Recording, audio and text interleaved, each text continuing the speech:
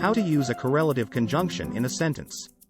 Correlative conjunctions are conjunctions used to illustrate how two words or phrases within a sentence relate to each other.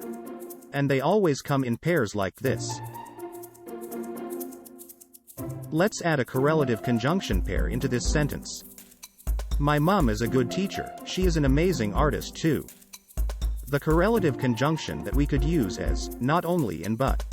So, the sentence now reads, my mom is not only a good teacher, but she is an amazing artist too.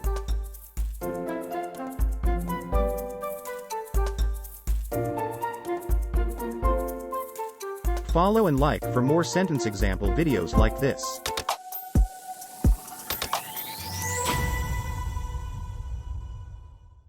Here are some activity ideas.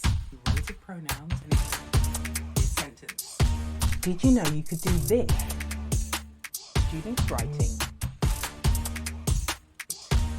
Follow and like. Right. And a noun. What is an expanded noun? And